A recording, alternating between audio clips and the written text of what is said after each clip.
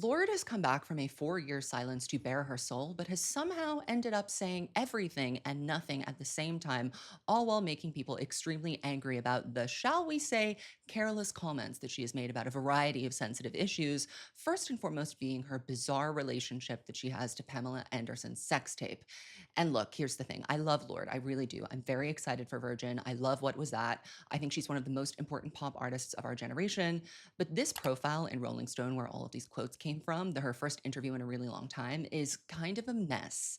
And not necessarily in like a scandalous way, but in a way that lands. Something about it just doesn't sit right. So in this video, I want to go through the piece as a journalist and as a fan and pick apart kind of like what happened here, why this article is backfiring on many different cylinders, how the writing and the framing kind of play into that, and how Lorde talks about things like gender identity, EDs, and bodily autonomy in a way that kind of feels a bit careless, a little confusing, and definitely a bit out of touch.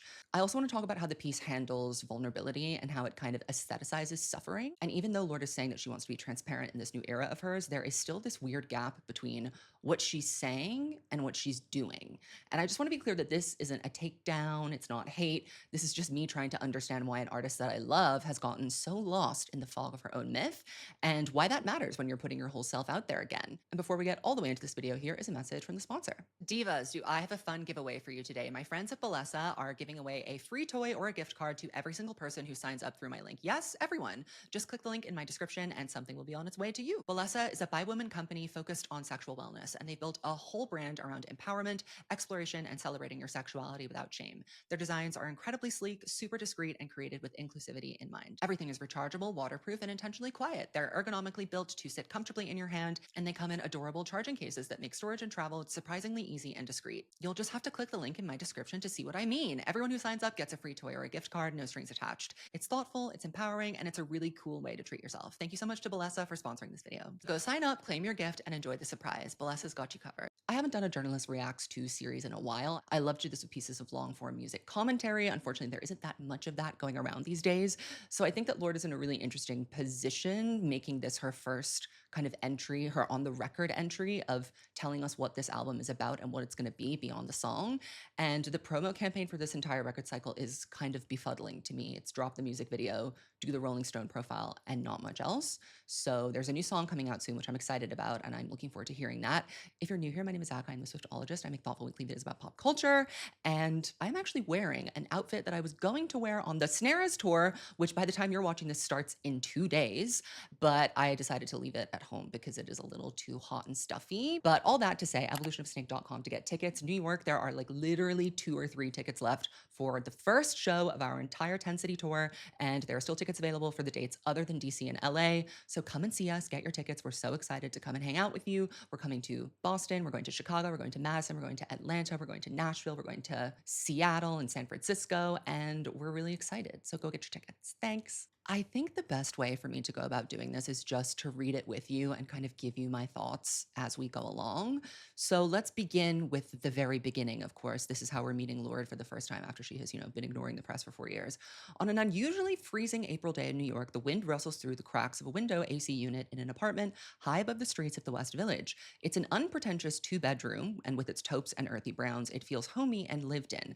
There's a pack of opened Marlboro Golds and loose cash by the door, Post-its stuck to the refrigerator, melted candle wax and magazines on the coffee table, tall branches in a vase, the smell of freshly burned Palo Santo in the air. I roll.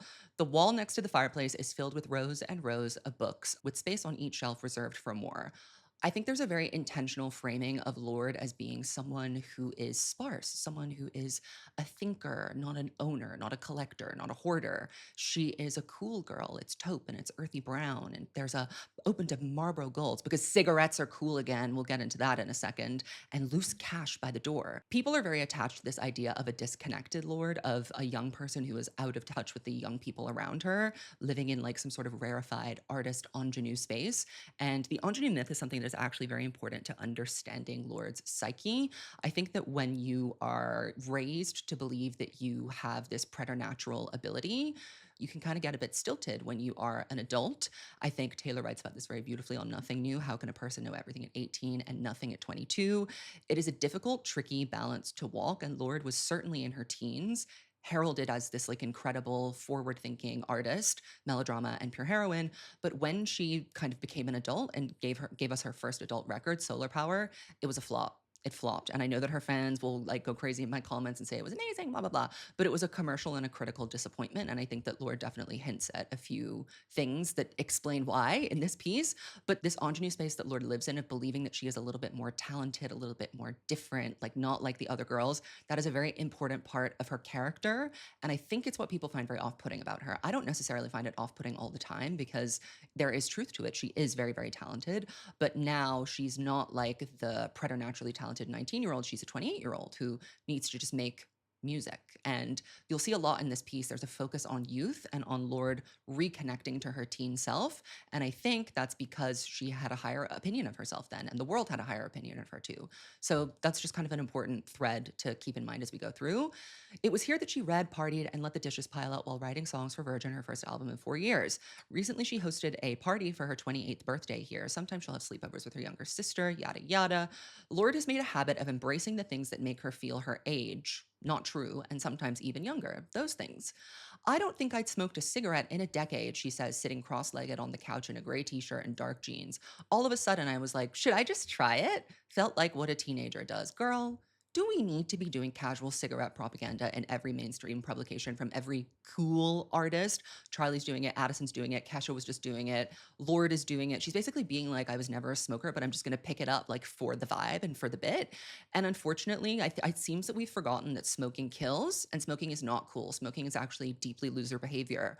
Big tobacco wants to kill you, and you're helping it do that. Years after years of trying to rein in their wayward ad spends and get the national smoking rates to decline, and now here you are basically being like, should I do it just to feel like a teen again? That feels dumb to me. That doesn't feel like an artistic decision. It feels like you're stinky. You stink. If you smoke cigarettes, you stink. People don't want to stand beside you. Your breath is like an ashtray and you're disgusting. So we should be shaming people out of smoking, not encouraging it. For her last album, 2021's Solar Power, Lorde escaped to the tranquility of the most remote regions of her native New Zealand, finding solace in peace and quiet. New York is the polar opposite, and she likes it that way. She spent chunks of time here since 16, usually recording or touring, and bought this apartment 4 years ago. Bought this apartment in the West Village, okay? This is not some scrappy artist living with her Marlboro Golds and these earth and taupey browns. This is a multimillionaire that has been a multimillionaire since she was like 16 years old. That's another important thing to keep in mind as we go through this piece. She loves the way the city forces her to be bolder, more external. And then there's a quote from her. I used to have this feeling of when I go to the US, when I'm in these spaces, I'm an artist. And then I go home and I'm myself. And that's crazy. It's not what being an artist is like. You're an artist all day, whatever country you're in. And I think building a home here has helped me to see that. I think this is a very good perspective to have, that you can't run away from yourself. Wherever you go, there you are. And I think Lorde had this very kind of like split sense of self, and that when she was on record cycle and she was promoting and she was touring, that was somehow a different version of her, not integrated with the real Lorde who like lives in New Zealand and goes to the beach and I don't know, throws her phone away. She is making an effort to like integrate both sides of herself here. And I think that that's an interesting artistic development. So that's good. In the 4 years since Solar Power, Lorde has remained relatively quiet, but in some ways her presence has never been stronger. Some of the biggest pop hits in recent years were made by singer-songwriters who grew up studying Lorde. When she became a brooding pop phenomenon with Royals, her minimalist critique of materialism, her sound immediately had a seismic impact. I see how the pop landscape has changed since she entered, says her friend and collaborator Dev Hines. I feel like post her success, production has been scaled back into quite a minimalistic place. It's absolutely because of her. There is definitely merit to this accusation, this credit. Lorde burst onto the scene in the midst of Roar, in the midst of Kesha at her peak. Like, it was a real maximalist era of pop. One thing I think she might be kind of stealing a few nachos from is that Lana Del Rey was doing that kind of minimalistic production thing as well on Born to Die. And I think that Born to Die was very much more the blueprint for this kind of pop they're talking about. So much so that Pure Heroine is a lot really of a response to Born to Die. I mean, Royals is a response to a Lana Del Rey music video. So I think we're again not giving Lana her flowers here, but I think for sure the way that Lorde delivered her music and what she was singing about was certainly very transformative. I mean, here we have Olivia Rodrigo saying that Lorde's voice is the voice of a generation. Gracie Abrams saying that she saw her show in 2013 and it was everything for her. She said she remembers thinking, this person is from another planet and I want to live there with her. But I think there's a little bit of self-aggrandizement and overstatement of like what Lorde has meant to the culture, because Lorde's relevance to the culture really clocked off after Melodrama, and that was almost 10 years ago now. So I would not say that she is like the most present fixture at top of mind for most people. And also, current pop, what we're listening to right now, the Sabrina Carpenters, the Chapel Roans, that's not derivative of what Lorde did. So Lorde's moment of reintroducing minimalism to pop production has come, and it has a little bit passed as well. That's not to say she wasn't influential, but you're going to see as we go through this piece that Lorde's assessment of her impact has inflated quite a bit in the creating of this record. She says that moving to New York has made her see herself as I am because I have a huge problem with being able to feel that I am powerful. She says the bigness of her career is harder to ignore when she's face to face with someone who has her lyrics tattooed on their skin. Not everyone knows who I am, but I don't really have casual fans. I can't deny that I have done something that has had an effect on these people because they're in front of me. It has made everything the right size. True. That is very true. I think that it is a good thing for artists to be plugged into and receiving feedback from their audiences. Speaking of, these days, Lorde feels locked into everyone and everything around her. She metaphorically threw her phone in the ocean while making solar power, but she's plugged back in now. Tomorrow, she will post her very first TikTok. Lorde says, I've never been more addicted to my phone. I think to be a good artist, you have to have a sense of what's in the water. And I'm on my phone way more now, but I've also never read more. I've never looked at more art. Maybe it balances out somehow. Okay, so this is where Lorde is really being herself. So she's talking about how it's good to be back on her phone, but she still has that kind of harboring resentment that she is still a little bit more special than people who are addicted to their phones. I've never read more. I've never looked at art more. Maybe it balances my phone addiction out somehow. And it is very true that in order to be a good artist, you have to have a sense of what's in the water. And this to me is a direct comment from Lorde discussing why Solar Power was a failure and why it didn't land or connect with people the way that her first two records did. She was not getting a sense of what was in the water. And when that record came out, it just felt so out of step and out of touch with the culture at the time.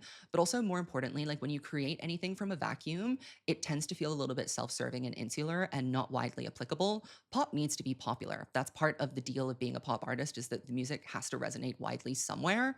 And I don't think that Lorde was being a good pop artist by locking herself up and writing about her delusions of getting close to nature and rejecting the modern world when we were going through a very difficult time globally, and people were not able to have the privilege of just switching off like that.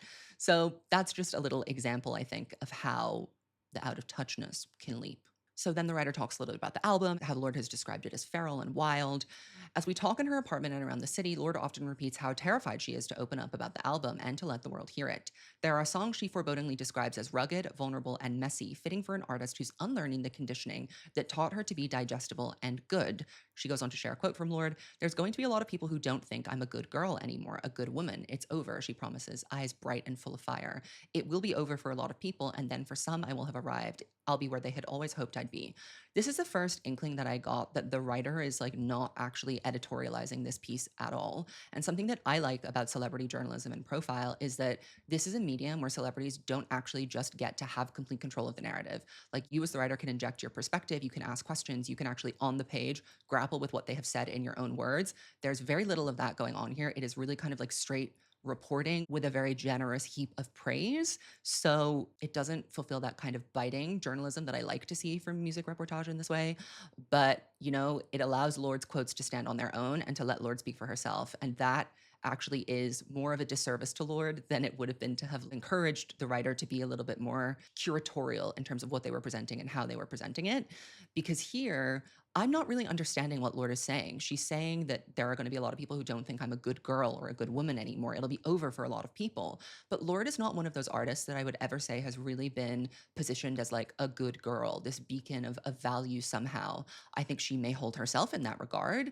And this will kind of get picked up again when she talks about how she didn't want to sexualize herself when she was younger. There was a little bit of that going on, but like, people don't think of Lorde as a good girl in 2025. That might have been a perception of her over 10 years ago, but that certainly has not been like the evolution of who she is in the public eye. So this is supposed to feel like a very profound statement. And I'm left kind of thinking, well, okay, Lorde, I don't really understand what being a good girl means to you or what it meant to you in the past. It's not really explained or extrapolated on. So again, we get a lot of these like hanging quotes that seem like Lorde is grasping at profundity, but not offering enough substance for us to understand why what she's saying is profound. And that's an issue that persists throughout the piece. In some ways, the story of Virgin starts the night before Lorde released Solar Power. She was in New York doing press for the film. She was draping herself in sundresses and bright colors. All she remembers feeling then, she says, was thin, but also that she would never feel thin enough. I want to give a little trigger warning. There is discussion of ED from here on out.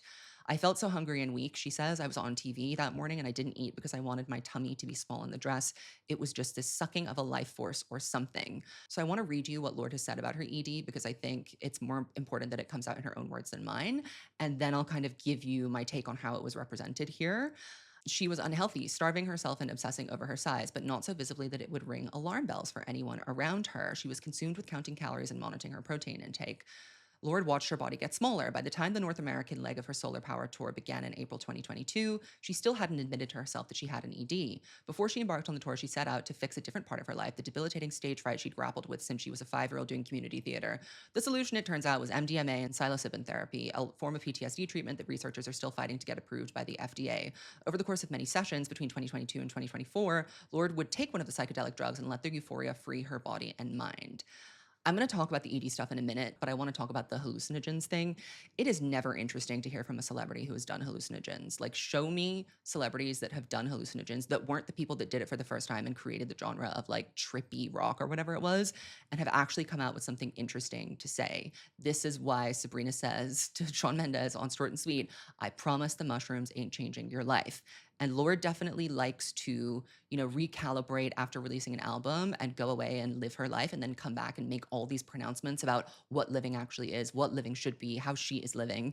And that tends to be when she's on a bit of a self-aggrandizing kick, a little bit out of touch and alienating. So going away and being like, I took mushrooms and, it just kind of changed and fixed my entire life. And like, now I'm a completely different, cool person.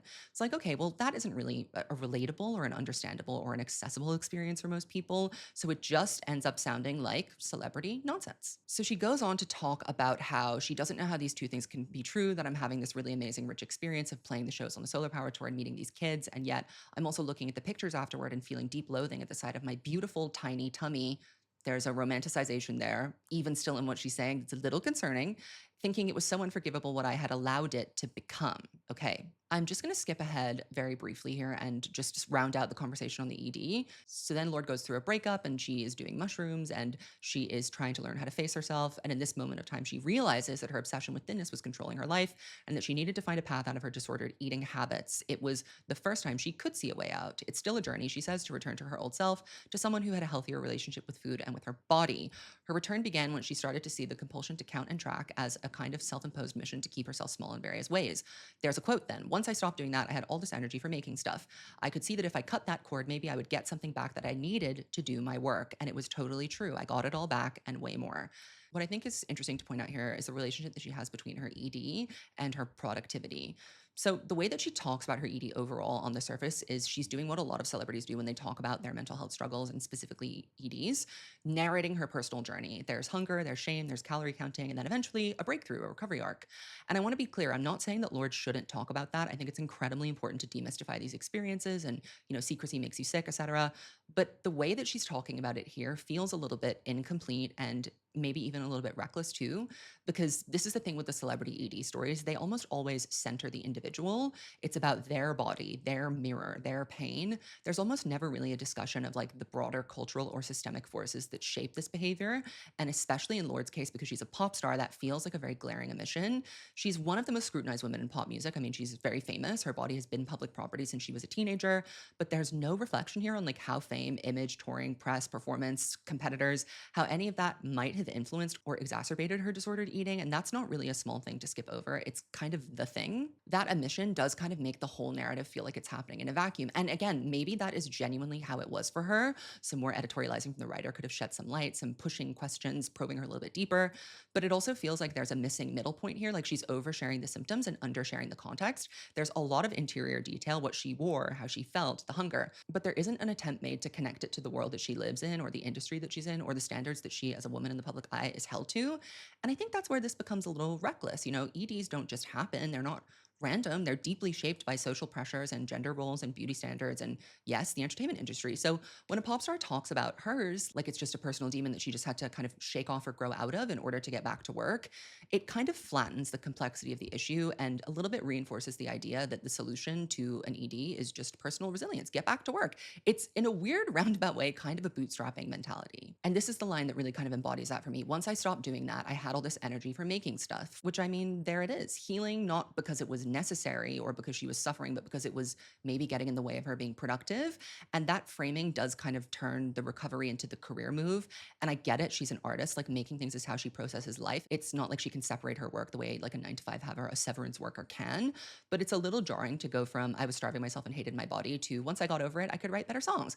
It does feel a little transactional. Like your body is only worthy of care when it's functioning efficiently again.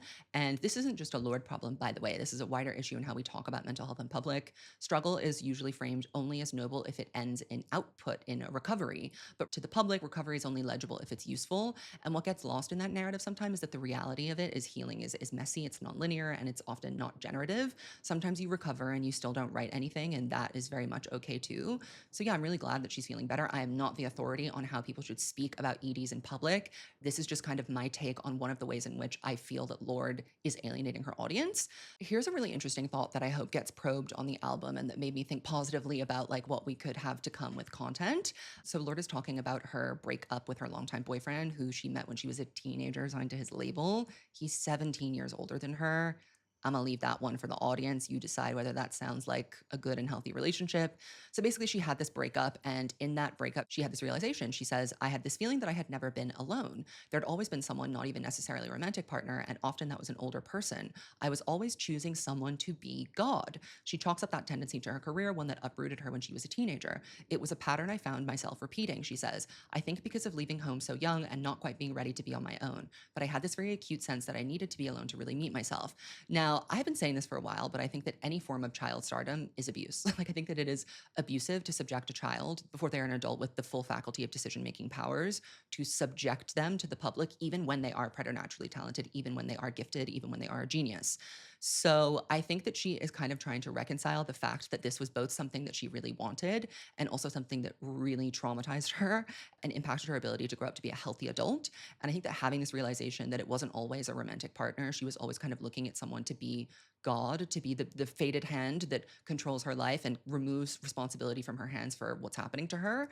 And to notice that she found it was a pattern she was repeating, I think that's really interesting. And I think that this is the experience of a child star that we find very interesting as the public. So with Lorde's ability to make beautiful music, I am very excited to hear about her perspective on that and how it's evolved, especially in relation to heartbreak. The one kind of glimmer of truthfulness that I feel really came through from her talking continuously about her psychedelic treatments was that she had this realization that she's been in the same body her whole life.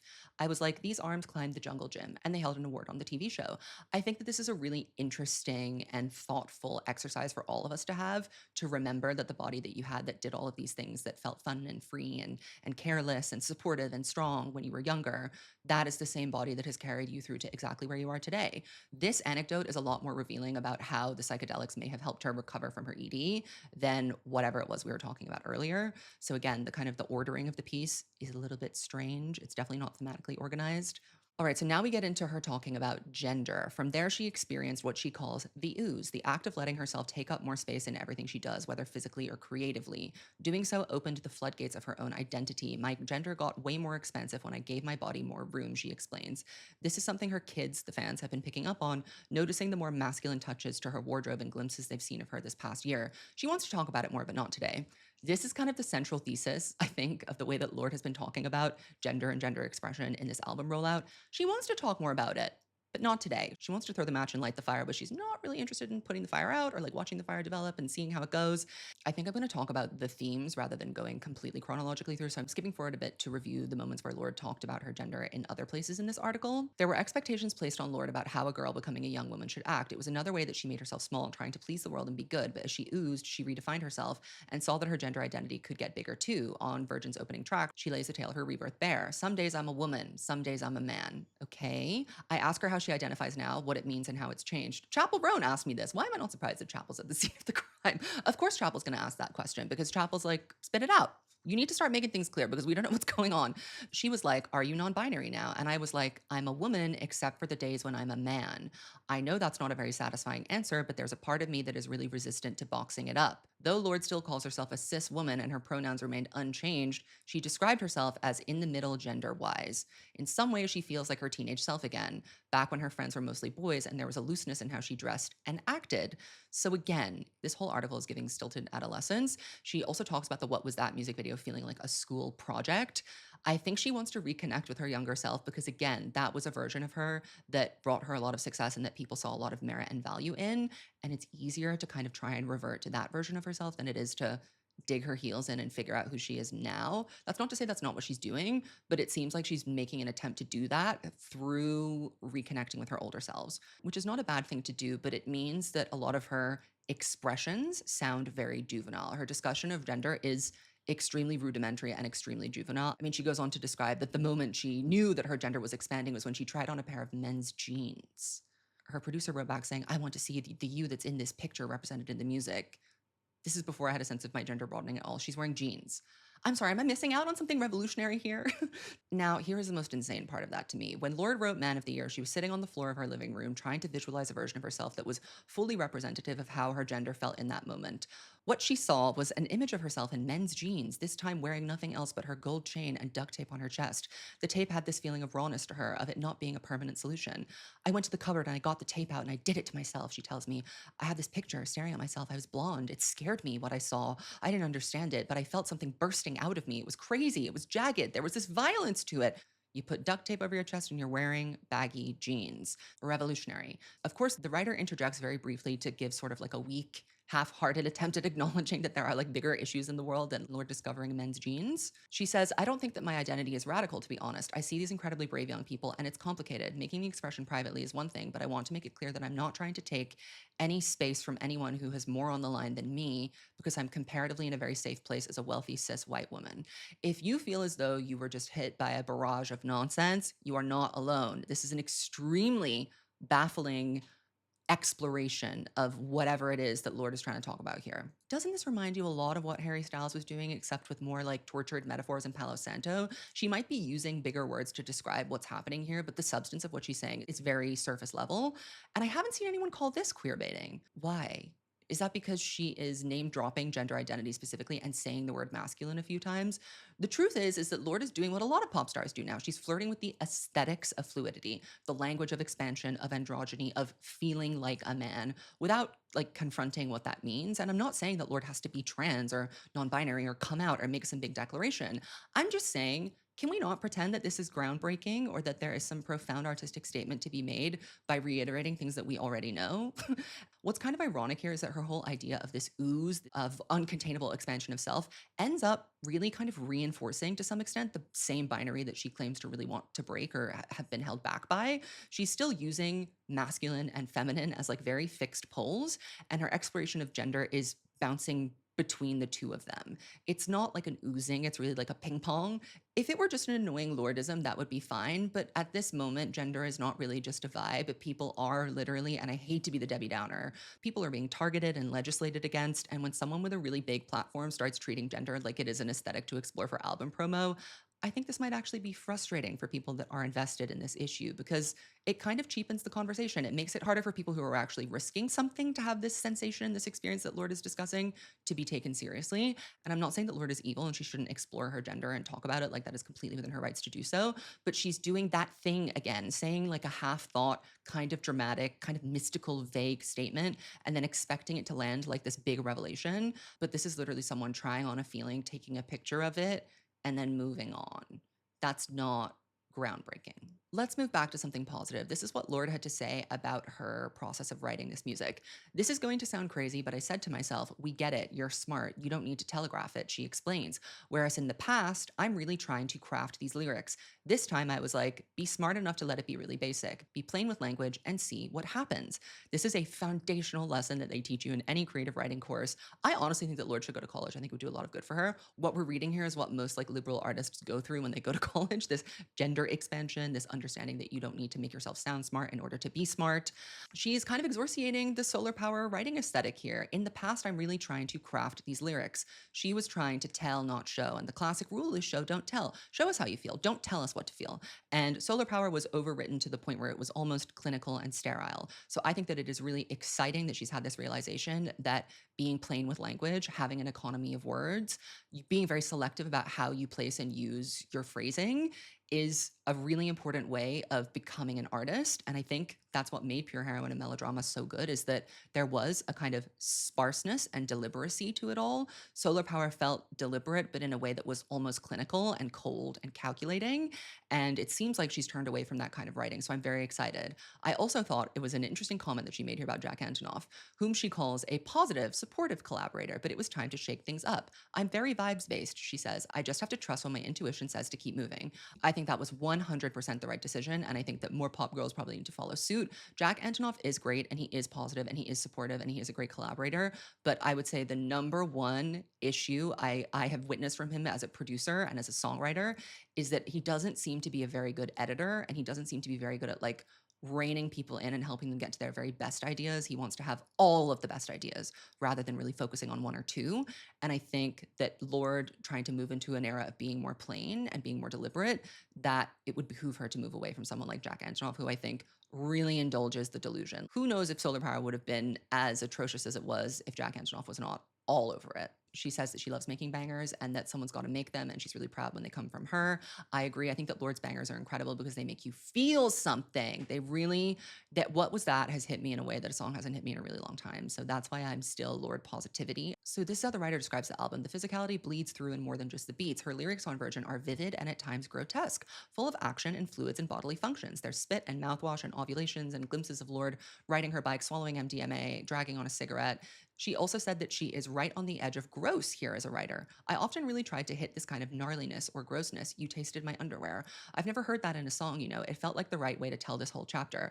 I think people have pulled this quote out of context and made it seem really crazy, but I actually am very interested in the idea of this, of the grotesqueness and grossness in pop music. Pop music is not supposed to be gross. It's not supposed to be ugly. It's supposed to be perfect. And there's a specific way that you're supposed to telegraph messiness.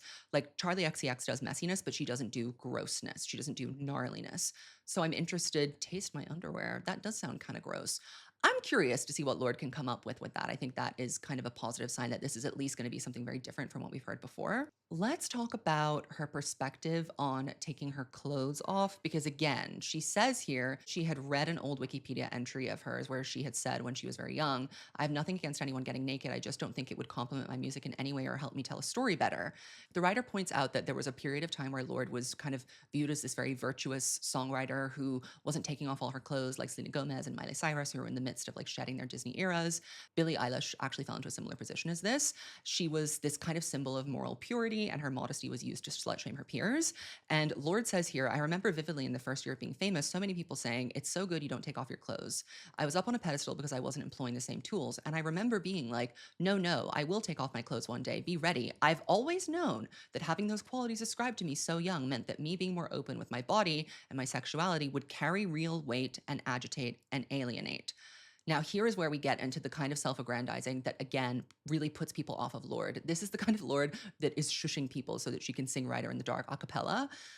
That's not what happened, Lorde. That's really not what happened. When you were confronted with the it's so good you don't take your clothes off like those other sluts, you were quite happy because you were deliberately making the point that you were better than people like Selena Gomez and Taylor Swift. And you said that Lana Del Rey was glamorizing abuse and unrealistic expectations for women. Like, she was definitely grappling with an internalized misogyny, but it's interesting how she erases that from her experience here and skips straight over to, again, the genius, the ingenue, having this incredible foresight that no one else could have because they're not as uniquely tuned into the vibrations of the universe as her. She says that she remembered in that moment saying, no, I will take my clothes off one day. I've always known that I've had these qualities attributed to me. And I've always known that when I'm open with my body and my sexuality, it's going to carry more weight. It's going to agitate. It's going to alienate people even more than those girls who, I criticized before did. Huh? Huh? You actually didn't know this at the time. And it's okay to admit that. It's okay to admit that when you were 16 or 17 years old, you said something a little embarrassing because you had some internalized misogyny and you've gotten over that now. And you see that it was ridiculous. Instead, it's the I always knew. I had this incredible foresight that no one else could have because I'm just that clued in. That's where I'm kind of like, this is not really an honest representation of the past, which makes me feel like you are trying to trick me a little bit. And again, I don't know why the writer didn't ask a question here, didn't probe back at her, because there's an interesting conversation to be had. But no, presented without comment. Okay, now let's talk about her decision to come off of birth control. I am not a woman, so I cannot really speak about the experience of being on hormonal birth control, but I can speak to a little bit how she has presented this in this piece. And I think she doesn't know how she wants to present this journey because she starts it with I've now come to see my decision as maybe some sort of quasi right wing programming.